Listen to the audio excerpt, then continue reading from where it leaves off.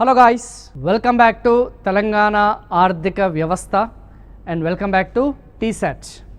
ఇప్పుడు వచ్చేసి మనం డిస్కస్ చేసుకోబోయేది తెలంగాణ రాష్ట్రానికి సంబంధించిన సేవారంగం. తెలంగాణ రాష్ట్రానికి సంబంధించిన ఆ యొక్క సేవారంగం ఏదైతే ఉందో ఆ సర్వీసెస్ అనే దాని మీద మనం కొంచెం ఫోకస్ చేద్దాం. ఓకే, సో ఫస్ట్ మీ అందరికీ కూడా ఈ సర్వీసెస్ రిలేటెడ్ వచ్చేసి మనం ఫస్ట్ డిస్కస్ చేసుకోబోయేది 100% మీ అందరికీ తెలిసిందే కదా, కంట్రిబ్యూషన్.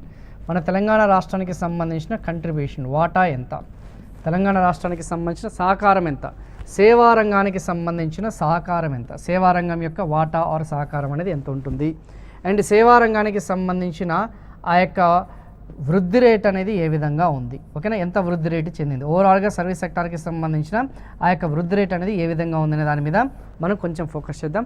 ఇది most important basic level questions, entry level questions ఇస్తే ఇది ఖచ్చితంగా అడిగే ఛాన్సెస్ ఉంది. తర్వాత వచ్చేసి ఉపరంగాలు ఏదైతే మనం చెప్పుకున్న ఉపరంగాలు ఏదైతే ఉన్నాయో ఇందులో కూడా ఉపరంగాలు అనేది కలిగి ఉంటాయి.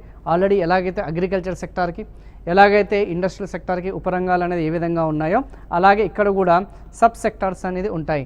సో వాటికి సంబంధించిన ఆ యొక్క వృద్ధి రేట్లు ఏదైతున్నాయో ఉపరంగాలకి సంబంధించిన అత్యధిక వృద్ధి రేటు కలిగినవి, ఉపరంగాల వారిగా చూసుకుంటే ఆ యొక్క వాటా అనేది ఏదైతే ఉందో ఆ షేర్ ఏదైతే ఉందో అవి కూడా మనం కొంచెం డీటెయిల్గా మనం డిస్కస్ చేసుకోవడం జరుగుతుంది.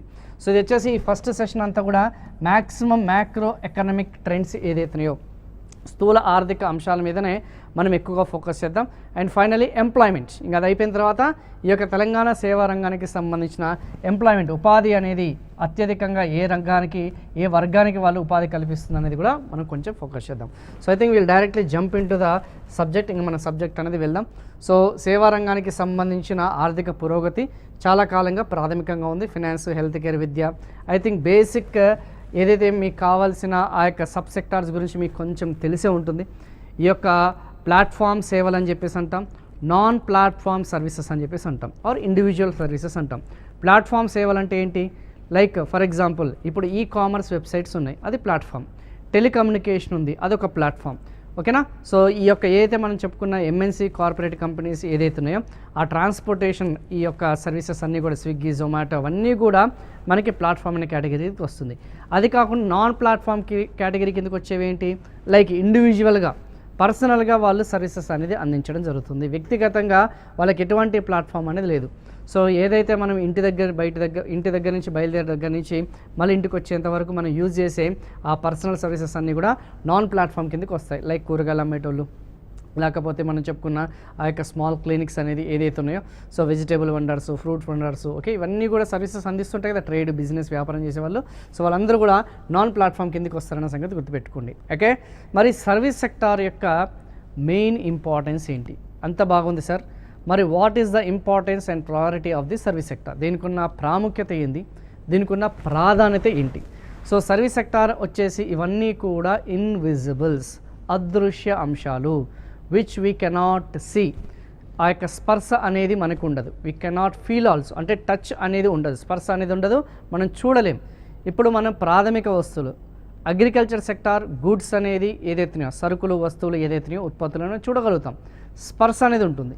ఇండస్ట్రియల్ గూడ్స్ స్పర్శ అనేది ఉంటుంది. బట్ సేవారంగం అనేది కేవలం మనం వాటికి ఏమంటామా, సో స్పర్శ అనేది ఉండదు, వాటిని కేవలం మనం ఫీల్ అవ్వగలుగుతాం అన్న సంగతి గుర్తుపెట్టుకోండి. We can just feel. ఓకేనా, so there is no touch అన్న సంగతి గుర్తుపెట్టుకోండి. ఇవన్నీ కూడా ఇన్విజిబుల్స్ అనే కేటగిరీ కిందకి వస్తాయి. ఓకేనా, మరి మన తెలంగాణ రాష్ట్రం యొక్క సహకారం అనేది ఏ విధంగా ఉంది అనేది ఒక్కసారి మనం చెక్ చేద్దాం. సేవారంగానికి సంబంధించిన ఆ యొక్క ఉపరంగాలు అనేది ఇక్కడ మీరు ఒక్కసారి చెక్ చేయండి. ఫస్ట్ వన్ వచ్చేసి ఆ ట్రేడ్ ఏదైతుందో వ్యాపారము, హోటల్స్, రెస్టారెంట్స్ అనేది first sub category. At the same time second one వచ్చేసి ట్రాన్స్పోర్ట్, స్టోరేజ్, రవాణా, నిల్వ మరియు సమాచారం, ఫైనాన్స్, బ్యాంకింగ్, ఇన్సూరెన్స్. ఓకేనా, ఆర్థిక సేవలు ఏదైతున్నాయో, బ్యాంకింగ్ ఏదైతే ఉందో, బీమా ఏదైతుందో అదొక కేటగిరీ కిందకి వస్తుంది. And real estate and business services, professional services ఏదైతున్నాయో అవన్నీ కూడా ఒక కేటగిరీ కిందకి వస్తుంది. కమ్యూనిటీ ఏదైతే social, personal and other services, community సామాజిక సేవలు ఏదైతున్నాయో ఆ యొక్క సోషల్ సర్వీసెస్ ఏదైతే సాంఘిక సేవలు ఏదైతున్నాయో వ్యక్తిగత సేవలను కూడా ఒక కేటగిరీ. ఇది కాకుండా దేశానికి సంబంధించి ఇండియాకి సంబంధించిన డిఫెన్స్ ఏదైతే ఉందో అది కూడా వస్తుందమ్మా. డిఫెన్స్ అనేది సర్వీస్ సెక్టార్ అనే కేటగిరీ కిందకి వస్తుంది. అది కొంచెం చెక్ చేసుకోండి. ఇవన్నీ కూడా నాకు తెలిసినంతవరకు మీకు తెలిసినవే, ఓకేనా. చూడండి, వాణిజ్యము, హోటళ్ళు, రెస్టారెంట్లు, రైల్వేలు, ఇతర సాధనాల ద్వారా రవాణా, నిల్వ సదుపాయాలు, కమ్యూనికేషను, బ్యాంకింగ్, బీమా, స్థిరాస్తులు ఏదైతున్నాయో, రియల్ ఎస్టేట్ ఏదైతున్నాయో, నివాసాల యాజమాన్యం ఏదైతుందో డ్వెల్లింగ్స్ అంటాం, హౌస్ డ్వెల్లింగ్స్ అని చెప్పేసి అంటాం, వ్యాపార సేవలు, ప్రజా పరిపాలన, గవర్నెన్స్, పబ్లిక్ అడ్మినిస్ట్రేషను, ఇతర సేవలు ఏదైతున్నాయో ఇవన్నీ కూడా సర్వీస్ సెక్టర్. వీటిని వర్గీకరణ అనేది చేయడం జరిగింది. ఇవి బేసిక్ ఫండమెంటల్స్ అమ్మ. ఖచ్చితంగా మీరు 100% ఇవి కొంచెం మెమరీ అనేది చూసుకోండి. జనరల్ కాన్సెప్ట్స్ ఇవన్నీ కూడా. నౌ రంగాల వారీగా మరియు ఉపరంగాల వారీగా దాని యొక్క షేర్ అనేది మనం ఒక్కసారి చెక్ చేద్దాం. కంట్రిబ్యూషన్ టు జిఎస్విఏ, మన తెలంగాణ రాష్ట్రానికి సంబంధించిన ఆ GSVA gross state value added ఏదైతుందో, రాష్ట్ర స్థూల అదనపు విలువ జోడింపు ఏదైతుందో జిఎస్విఏలో ఆర్ మన జిఎస్డిపి తీసుకున్నా కానీ ఈ సేవా రంగం వాటా ఎంత కలిగి ఉంది, మన తెలంగాణ రాష్ట్రానికి సంబంధించిన ఆ సేవా రంగం వాటా అనేది ఎంత కలిగి ఉంది అనేది ఒక్కసారి మనం చెక్ చేద్దాం. సో ఇక్కడ మీరు క్లోజ్గా అబ్జర్వ్ చేస్తే ఇవన్నీ కూడా గ్రోత్ రేట్స్ కదా. ఎస్, ఇవన్నీ కూడా మీరు ఒక్కసారి క్లోజ్గా అబ్జర్వ్ చేస్తే మన యొక్క సేవా రంగానికి సంబంధించిన వాటా అనేది ఆల్మోస్ట్ 66%. ఇక్కడ అది అంత క్లారిటీగా లేదమ్మా, బట్ మనం ఆల్రెడీ డిస్కస్ చేసుకున్నాం. 66%, 65% ఉంటుంది. ఆల్మోస్ట్ 2/3 వంతు వాటా వచ్చేసి 2/3 వాటా వచ్చేసి మనకి మన జిఎస్డిపిలో ఈ యొక్క సేవారంగం వాటా ఉందన్న సంగతి గుర్తుపెట్టుకోండి. Very very very very very important. And మిగతా పారిశ్రామిక రంగం గుర్తొచ్చిందా లేదా? పారిశ్రామిక రంగము మరియు వ్యవసాయ రంగం ఏదైతుందో, ఈ పారిశ్రామికము వ్యవసాయ రంగం అనేది ఏదైతుందో 1/3 షేర్ అనేది ఉంటుందన్న సంగతి గుర్తుపెట్టుకోండి. Very very very important. ఇది ఆల్రెడీ మనం డిస్కస్ చేసుకున్నాం. ఒక్కసారి మన ఫస్ట్ సెషన్ ఎవరైతే ఫస్ట్ టైం వింటున్నారో ఒక్కసారి మన యొక్క తెలంగాణ ఎకానమీ ప్లేలిస్ట్లోకి వెళ్ళిన టీశాట్లో ఖచ్చితంగా ప్లేలిస్ట్లో ఆర్డర్ ప్రకారం చూసుకుంటే ఫస్ట్ ఇదే ఉంటుంది, ఓకేనా. అయితే అందులో కంట్రిబ్యూషన్ టు జిఎస్విఏలో చూసుకుంటే ఆల్మోస్ట్ హైయెస్ట్ షేర్ అనేది ఏది ఉంది, ఇండియా పరంగా చూసుకుంటే హైయెస్ట్ షేర్ ఏది ఉంది అండ్ తెలంగాణ పరంగా చూసుకుంటే హైయెస్ట్ షేర్ ఉంది. అది కూడా కంపారిజన్ చేద్దాం. బట్ ఇక్కడ మీరు ఒక్కసారి ఇది ఫోకస్ చేస్తే, if you closely focus this one, trade, repairs, hotels and restaurants, transport, రవాణా, నిల్వ మరియు కమ్యూనికేషన్ అండ్ ఇతర సేవలు ఏదైతున్నాయో బ్రాడ్కాస్టింగ్ రిలేటెడ్ సర్వీసెస్, ఆర్థిక సేవలు ఇందాక మనం చెప్పుకున్న బ్యాంకింగ్, బీమా, ఫినాన్షియల్ సర్వీసెస్, రియల్ ఎస్టేట్ స్థిర ఆస్తులు ఏదైతున్నాయో, నివాసాలు ఏదైతున్నాయో అవి, public administration and other services. ఒక్కసారి మీరు క్లోజ్గా అబ్జర్వ్ చేస్తే 2023, 2024 అత్యధిక వాటా కలిగినది ఇది. సేవారంగంలో అత్యధిక వాటా, సేవారంగంలో అత్యధిక వాటా కలిగిన ఉపరంగం ఏంది? అత్యధిక వాటా కలిగిన ఉపరంగం, అత్యధిక వాటా కలిగిన ఆ యొక్క ఉపరంగం అనేది ఏది అనేది కొంచెం గుర్తుపెట్టుకోండి. ఉపరంగం అనేది సో ఆల్మోస్ట్ చూసుకుంటే 37% కనిపిస్తుందా మీకు? 37% వచ్చేసి మనకి రియల్ ఎస్టేట్. సో 100 రూపాయలు అనేది సేవలకి సంబంధించిన ఆదాయం, సంపద అనేది మనం సృష్టిస్తే అందులో ఆల్మోస్ట్ మనకి 36%, మోర్ దెన్ 1/3, 1/3 వంతు కంటే ఎక్కువ సంపద అనేది రియల్ ఎస్టేట్ సెక్టార్ అనేది ఆబ్వియస్లీ మన తెలంగాణ రాష్ట్రంలో పర్టికులర్లీ అవుట్స్కట్స్, హైదరాబాద్ అవుట్స్కట్స్లో రియల్ ఎస్టేట్ అనేది భూమి అనేది ఎక్కువ ఉంటుంది. ఆబ్వియస్లీ ఫార్మస్యూటికల్ కంపెనీస్ ఏదైతున్నాయో, ఎట్ ద సేమ్ టైం మనకు ఇందాక ముందు మనం చెప్పుకున్న ఐటీ కంపెనీస్ ఏదైతున్నాయో అవన్నీ కూడా అధిక స్థాయిలో ఇవన్నీ ఉన్నాయి. అవన్నీ కూడా చూసుకుంటే ఆల్మోస్ట్ ఎక్కువగా ఉన్నాయి కాబట్టి రియల్ ఎస్టేట్ భూమి అనేది ఉంటుంది. నార్త్ ఇండియా నుంచి, సౌత్ ఇండియా నుంచి అధిక స్థాయిలో ఈ ప్రొఫెషనల్స్ అందరూ కూడా ఈ ప్రాంతంలో వచ్చి సెటిల్ అవుతుంటారు. సో పర్టికులర్ బెంగళూరు తర్వాత the hottest destination in India, ప్రపంచంలోనే అండ్ ఇండియాలోనే హాటెస్ట్ డెస్టినేషన్. అంటే ఎక్కువ శాతం మంది నార్త్ ఇండియన్స్ కానీ ఇటీవల కండక్ట్ చేసిన సర్వే ప్రకారం ఇవంతా కూడా అఫీషియల్ డేటా, అత్యధికంగా భారతదేశంలో మీకు ఏ సిటీ, ఏ నగరం అనుగుణంగా ఉంది, లేదంటే కాస్ట్ ఆఫ్ లివింగ్ అనేది చాలా తక్కువ ఉందంటే నెంబర్ 1 ర్యాంకింగ్ ఉన్నది హైదరాబాద్.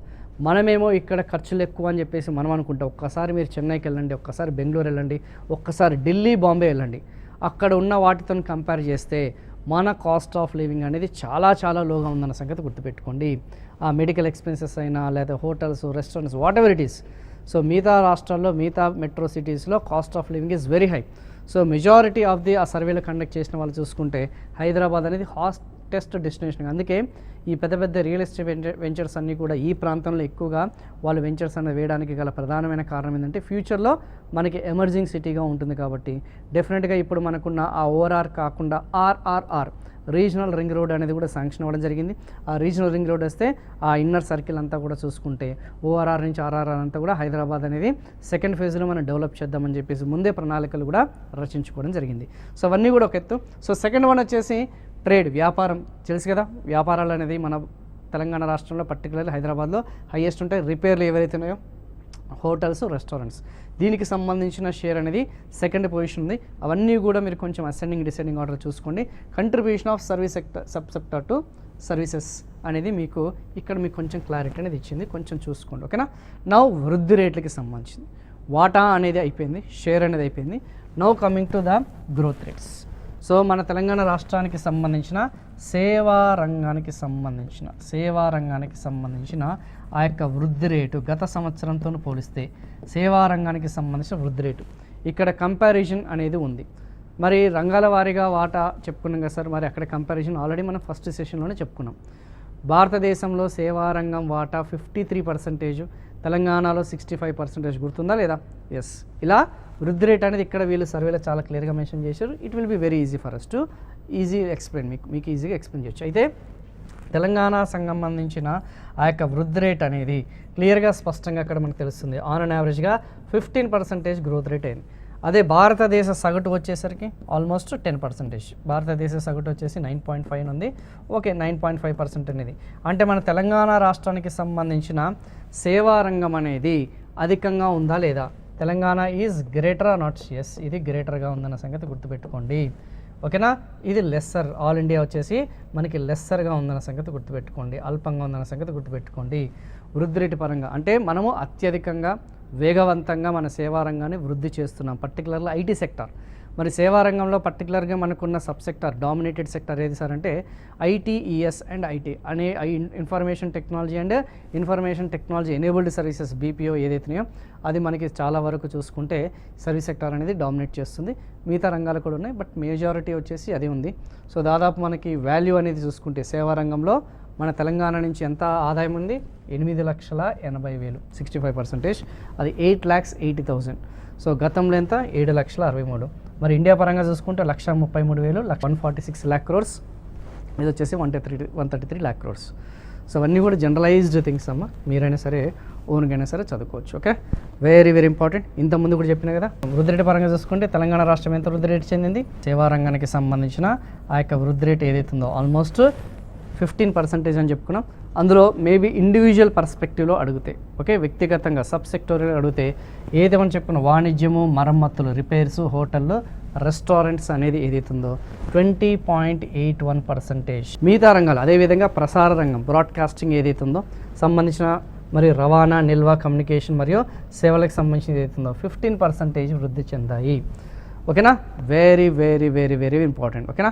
ఇది మాత్రం ఖచ్చితంగా ఎగ్జామినేషన్ పాయింట్ ఆఫ్ లో అడిగే ఛాన్సెస్ ఉంది. ఇండివిజువల్గా మనకి ఏవైతే సబ్ సెక్టార్స్ ఏదైతున్నాయో దానికి సంబంధించినవి కూడా ఉన్నాయి. ఖచ్చితంగా అవి ఎగ్జామినేషన్లో కొంచెం గుర్తుపెట్టుకోవడానికి ప్రయత్నించండి. అది ఖచ్చితంగా మీకు పీడిఎఫ్లో తెలంగాణ సోషియో ఎకనామిక్ అవుట్లుక్ అనేది ఉంటుంది, అది కొంచెం చూసుకోండి. Okay, very very important. So సేవల రంగంలో ఉపాధి ధోరణులు అనేది ఏ విధంగా ఉన్నాయి? సర్వీస్ సెక్టార్లో ఆ యొక్క ఎంప్లాయ్మెంట్ అనేది ఏ విధంగా ఉంది? సో మీరు ఫోకస్ చేయాల్సింది ఫస్ట్ వన్, రంగాల వారీగా వృద్ధి రేటు, రంగాల వారీగా కంట్రిబ్యూషన్స్ ఏదైతున్నాయో, ఒక రంగాల వారీగా వాటా అనేది ఏదైతుందో హైయెస్ట్ ఏంది, లోయెస్ట్ ఏంది, వృద్ధి రేటు పరంగా హైయెస్ట్ ఏంది, లోయెస్ట్ ఏంది, వాటి మీదనే కాన్సన్ట్రేట్ చేయండి. ఆల్రెడీ ఏదైతే ఇంపార్టెంట్ పాయింట్స్ ఏదైతున్నాయో దాని మీదనే ఫోకస్ చేసిన మిగతావన్నీ కూడా కొంచెం చూసుకోండి. ఓకేనా. ఆ యొక్క ఏదైతే ఉందో స్లైడ్స్లో ఉన్న ఇన్ఫర్మేషన్, సింగిల్ ఫిగర్లో ఉన్న ఇన్ఫర్మేషనే స్లైడ్స్లో ఇన్ఫర్మేషన్ ఉంది, నో ప్రాబ్లం. ఓకే, సేవా రంగంలో ఉపాధి ధోరణులు అనేది ఏ విధంగా ఉన్నాయి? జనవరి నుంచి మార్చ్ పిఎల్ఎఫ్ఎస్ రిపోర్ట్ తెలుసు కదా, మొదటి త్రైమాసికం, మొదటి నుంచి కూడా అదే మీకు క్లియర్గా ఎక్స్ప్లెయిన్ చేస్తున్నా. మొదటి త్రైమాసికం, ఫస్ట్ ట్రైమెస్టర్ ఏదైతే ఉందో, ఫస్ట్ క్వార్టర్ అనేది, నాట్ ట్రైమెస్టర్, ఫస్ట్ క్వార్టర్ అనేది ఏదైతే ఉందో, ఓకేనా, జనవరి నుంచి మార్చ్ వరకు చూసుకుంటే సేవా రంగంలో ఎంతమందికి ఉపాధి అనేది తెలంగాణ రాష్ట్రం అనేది కల్పించింది అనేది మనం ఒక్కసారి చూద్దాం. ఓకేనా. సో ఒక్కసారి చూసుకుంటే సేవా రంగంలో ఉపాధి జాతీయంగా అంటే నేషనల్ లెవెల్ సేవా రంగంలో ఆబ్వియస్లీ సర్వీస్ సెక్టార్ అనేది ఎక్కడ డామినేట్ చేస్తుంది, సర్వీస్ సెక్టార్ అనేది ఏదైతుందో ఎక్కడ ఆధిపత్యం అనేది చలాయిస్తుంది? సర్వీస్ సెక్టార్ వచ్చేసి ఆధిపత్యం అనేది ఆబ్వియస్లీ అర్బన్ ఏరియాస్లోన, పట్టణ ప్రాంతాల్లోన, లేదంటే రూరల్ ఏరియాస్లోనో. ఆబ్వియస్లీ ఎవరైనా సరే బేసిక్ మినిమం ఎడ్యుకేషన్ క్వాలిఫికేషన్ వాళ్ళు ఎవరైనా అంటారు అర్బన్ ఏరియాస్లోనే సర్వీస్ సెక్టార్కి సంబంధించిన కానీ సర్వీస్ ప్రొవైడర్స్ ఎవరైతే ఉన్నారో సర్వీస్ రిలేటెడ్ ప్రోడక్ట్స్ అన్ని కూడా ప్రొడ్యూస్ చేస్తారు, ప్రోడక్ట్స్ అనేది సర్వీస్ డెలివరీ చేస్తారు అనేది. అర్బన్ రూరల్ ఏరియాస్లో మనకి ఉండదు. ఈ అర్బన్ ఏరియాస్లోనే కదా హయ్యెస్ట్ ఎంప్లాయ్మెంట్ అనేది ఉండేది. ఆబ్వియస్లీ హయ్యెస్ట్ ఎంప్లాయ్మెంట్ వచ్చేసి సర్వీస్ సెక్టార్లో ఉండేది అర్బన్ ఏరియాస్లో, పట్టణ ప్రాంతాల్లో ఉన్న సంగతి గుర్తుపెట్టుకోండి. Very very very important. పట్టణ ప్రాంతాల్లోనే అత్యధికంగా ఉపాధి అనేది కల్పిస్తున్న సంగతి గుర్తుపెట్టుకోండి. ఓకేనా. నెక్స్ట్ వన్, జాతీయ స్థాయిలో చూసుకుంటే పట్టణ శ్రామిక శక్తిలో 62.2%. ఎంత శాతం ఉంది? 62.2%. మరి మన తెలంగాణ ఏదైతే సేవారంగంలో పట్టణ ప్రాంతంలో సేవారంగం యొక్క వాటాలు అధికంగా ఉందా తక్కువగా ఉందా? ఓకేనా, అది మనం నెక్స్ట్ చూద్దాం. మరి జాతీయ స్థాయిలో కూడా PLF రిపోర్ట్స్ అనేది చదువుకోవాలి కదా, అందుకే ఇది కంపారిజన్ చేస్తున్నా. సో దట్ ఎగ్జామినేషన్లో జాతీయ స్థాయిలో అడిగినా కానీ ఎగ్జామినేషన్లో ఈ యొక్క రాష్ట్ర స్థాయిలోనే కానీ ఏదైనా సరే మీరు ఆన్సర్ చేసే విధంగా రెండింటిని కూడా కంపారిజన్ చేస్తున్నా.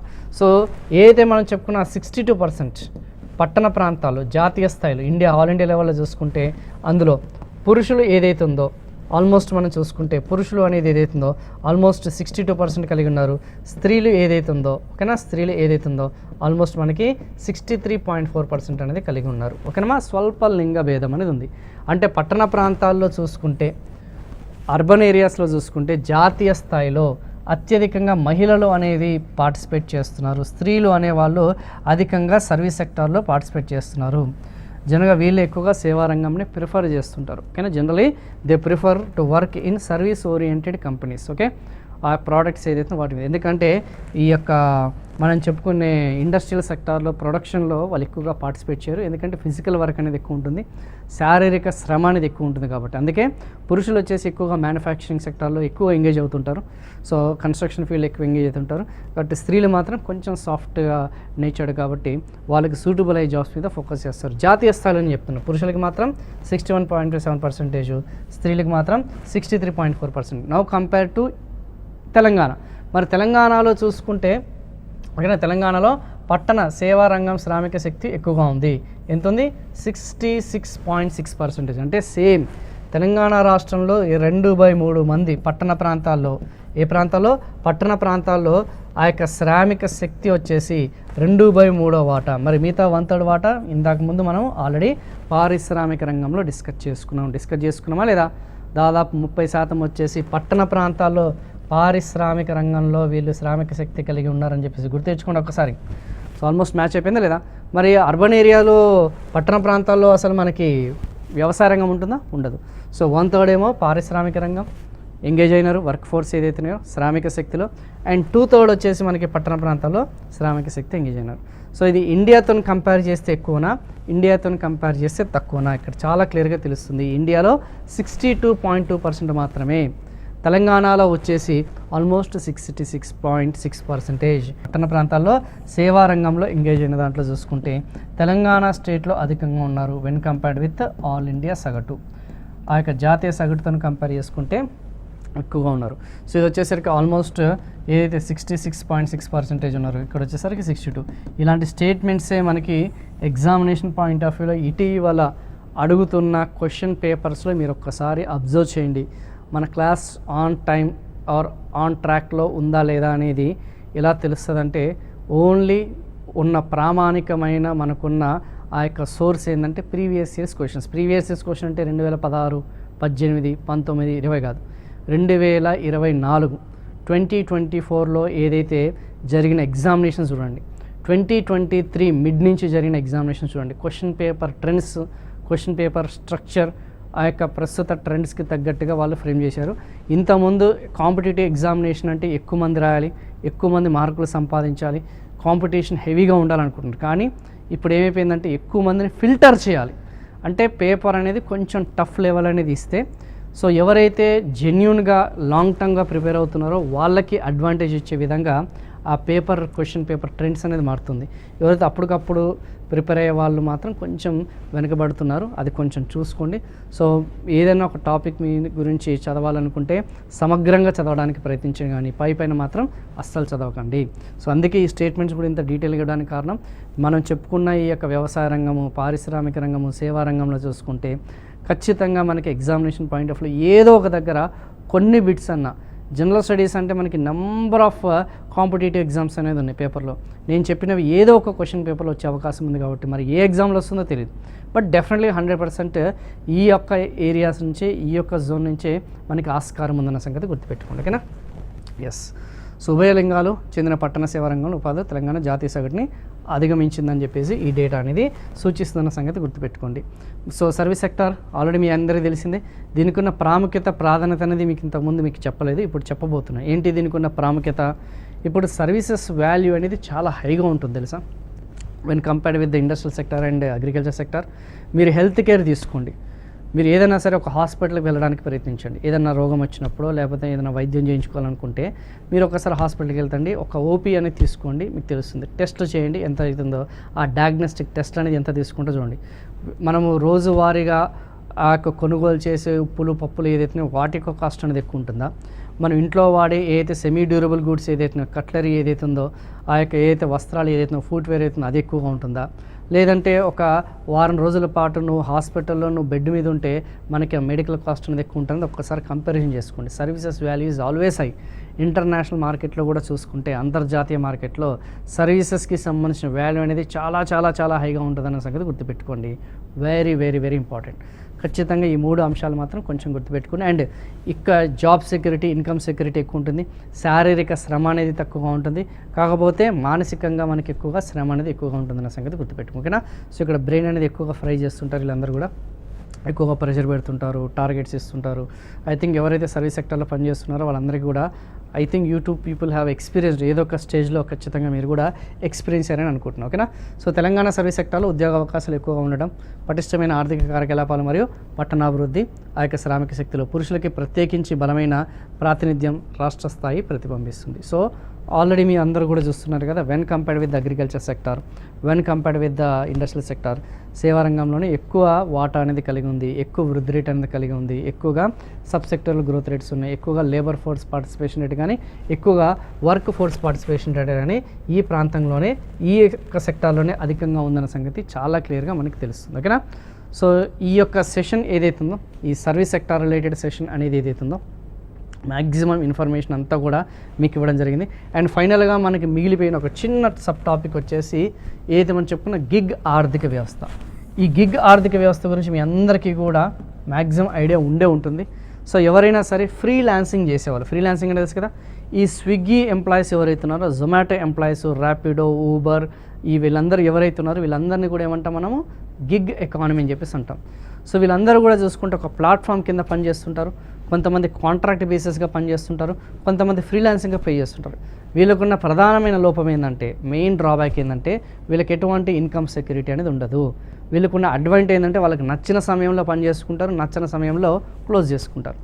అది గెటింగ్ పాయింట్. కానీ వీళ్ళకి మిగతా బెనిఫిట్స్ లాగా, ఓకేనా, మిగతా ఎంప్లాయీస్ లాగా రెగ్యులర్ బెనిఫిట్స్ అనేది ఉండదు, ఇన్సూరెన్స్ అనేది వీళ్ళకు ఉండదు, ఓకేనా, బీమా అనేది వీళ్ళకు ఉండదు, పిఎఫ్ లాంటివి ఉండవు వీళ్ళందరికీ కూడా, నేషనల్ పెన్షన్ స్కీమ్స్ లాంటివి వీళ్ళందరికీ కూడా అప్లికేబుల్ అనేది అవ్వవు, లీవ్స్ ఉండవు.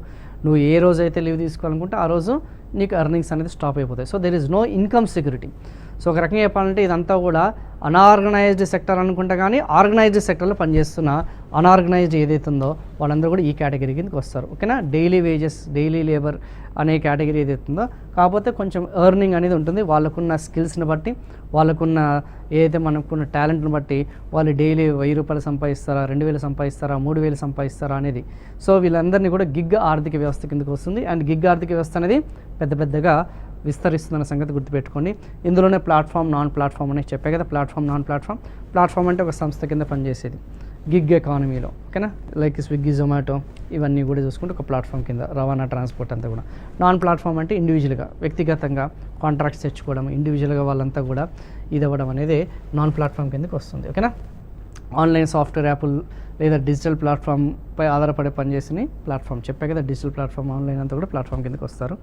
నాన్ ప్లాట్ఫామ్ అంతా గిగ్గారు సాధారణంగా వేతన కార్మికులు మరి పార్ట్ టైం కన్స్ట్రక్షన్ సెక్టార్లో కానీ, ఓకేనా, వీళ్ళందరూ కూడా చూసుకుంటే గిగ్ కార్మికులు అని చెప్పేసి అంటాం. 90% ఆఫ్ ది గిగ్ వర్కర్స్ వచ్చేసి ఎక్కువగా, ఓకేనా, ఈ కన్స్ట్రక్షన్ ఫీల్డ్లోనే ఉంటారు. తెలుసు కదా, వాళ్ళకి ఆ రోజు మేస్త్రి వచ్చేసి పని కల్పిస్తేనే వాళ్ళకు ఉంటుంది, లేకపోతే ఉండదు. వీళ్ళందరూ కూడా నాన్ ప్లాట్ఫామ్ కిందకి వస్తారు. ఇవన్నీ కూడా ఉండవు. అయితే నీతి ఆయోగ్ నివేదిక ప్రకారంగా చూసుకుంటే, అకార్డింగ్ టు ద నీతి ఆయోగ్ 2020-21లో భారతదేశంలో గిగ్ ఎకానమీ 7.7 మిలియన్లు అంటే దాదాపు 77 లక్షల మంది కార్మికులు నిమగ్నమై ఉన్నారు. నివేదిక ఈ సంఖ్యను అంచనా వేసింది. ఆల్మోస్ట్ ఎంతమంది ఉన్నారు? 77 lakhs. అయితే 2029 చూసుకుంటే 2029-30లో చూసుకుంటే దాదాపు 2.3 crores 23 millions అన్నాడంటే 2.3 కోట్లకు పెరుగుతుంది. 77 లక్షల నుంచి 2.3 crores ఆ గిగ్ ఎకానమీలో ఉన్న ఎవరైతే ఎంప్లాయీస్ అనేది పెరుగుతున్నారని ఒక అంచనా. మరి వీళ్ళకి ఏంటంటే ఈ నీతి ఆయోగ్ ఏం చెప్తుంది, వీళ్ళకి ఎటువంటి ఇన్కమ్ సెక్యూరిటీ లేదు కదా అని చెప్పేసి ఒక కోడ్ ఆఫ్ కండక్ట్, అంతేగానా, ఒక ఏదైతే అని చెప్పుకున్నా ఆ యొక్క పాస్ చేయడం జరిగింది. వీళ్ళకి కూడా రాష్ట్ర ప్రభుత్వాలు ఏదైతుందో సామాజిక భద్రతకి సంబంధించిన ఆ చట్టాలు అనేది పాస్ చేయమని చెప్పేసి వాళ్ళు ఇవ్వడం జరిగింది, ఓకేనా. అయితే దానికి సంబంధించిన ఏదైతే ఉందో మొట్టమొదటిసారిగా, ఓకేనమ్మా, సో ఏదైతే ఉందో మొట్టమొదటిసారిగా యూనియన్ స్థాయి అంటే కేంద్ర స్థాయిలో పార్లమెంట్ చట్టం చేసింది. సామాజిక భద్రతపై ఒక కోడ్ 2020లో ఇది ఒకటి తీసుకొచ్చింది. సో అంటే కోడ్ తీసుకురావడం అంటే ఏంది, ఈ లేబర్ లాస్ అనేది ఏదైతున్నాయో శ్రామిక చట్టాలన్నీ కూడా ఎవరికి అనుకూలంగా ఉంటుందమ్మా, ఎవరైతే ఇండస్ట్రీస్ ఏదైతున్నాయో పారిశ్రామికవేత్తలకు అనుకూలంగా ఉంటుంది.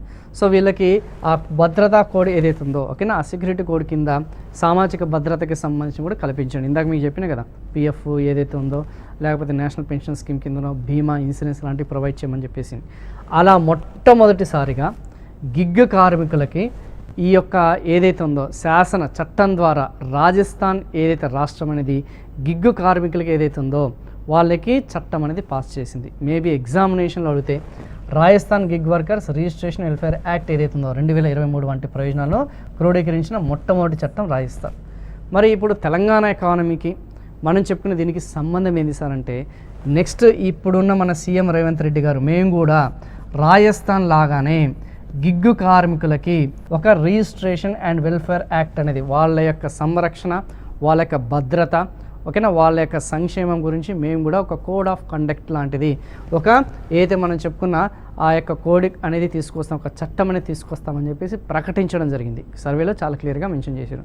మేబీ నెక్స్ట్ ఈ క్లాస్ అయిపోయిన తర్వాత మీరు ఆ కరెంట్ ఎకానమీ చదవండి, మీకే దానికి సంబంధించిన ఏదైతే ఉందో అది చూద్దాం. సో ఈ చట్టం Rajasthan platform based gig workers welfare board యొక్క రాజ్యాంగాన్ని అందిస్తుంది. ఇది ప్లాట్ఫామ్ గిగ్ వర్కర్లకి మరి ప్రైమరీ ఎంప్లాయీస్కి నమోదు చేస్తుంది. సో ఇవన్నీ కూడా సామాజిక భద్రతని తెలియజేస్తుంది. సో ఏదైతే ఉందో ఇవన్నీ కూడా తెలంగాణ రాష్ట్రానికి కూడా సో చట్టం కూడా ప్రవేశపెడుతుంది. సో రిజిస్టర్ ప్లాట్ఫామ్ అయితే గిగ్ కార్మికులకు ప్రయోజనం చేకూర్చడానికి సామాజిక భద్రత మరియు సంక్షేమ తెలంగాణ రాష్ట్రం కూడా అలాంటి చట్టాన్ని తీసుకొచ్చే పనిలో పడ్డారు. ఇది మెయిన్ నేను చెప్పదలుచుకున్నది ఏంటంటే, ఈ సర్వీస్ సెక్టార్లో గిగ్ ఎకానమీని కూడా మన వాళ్ళు కూడా కోడిఫై చేస్తున్నారు. అలాంటి చట్టాన్ని తీసుకురావాలనేదే దానికి మెయిన్ ఇంటెన్షన్. సో ఇక్కడతోని ఈ సెషన్ అనేది ఏదైతే ఉందో సర్వీస్ సెక్టార్కి సంబంధించిన ఫస్ట్ సెషన్ ఏదైతే ఉందో అది ఫినిష్ చేయడం జరిగింది. సో నెక్స్ట్ వన్ వచ్చేసి సెకండ్ సెషన్ ఏదైతే ఉందో దాన్ని మనం కంటిన్యూ చేద్దాం. We're going to discuss about the types of services. ఇంకా ఐటీ సెక్టార్ ఇవన్నీ ఉన్నాయి కదా మనకి, ఆ ఐటీ సెక్టర్ ఒక్కొక్క ఎలాగైతే పరిశ్రమలు ఇంపార్టెంట్ పరిశ్రమలు ఎలాగైతే చెప్పుకున్నామో అలాగే ఇంపార్టెంట్ ఐటీ రిలేటెడ్ ఏదైతే ఉందో ఆ యొక్క సర్వీస్ రిలేటెడ్ ఏదైతే సెక్టార్స్ అన్ని కూడా డిస్కస్ చేసి మనం ఈ యొక్క సర్వీస్ సెక్టార్ని కూడా మనం ఫినిష్ చేద్దాం. ఓకేనా, థ్యాంక్ యూ సో మచ్.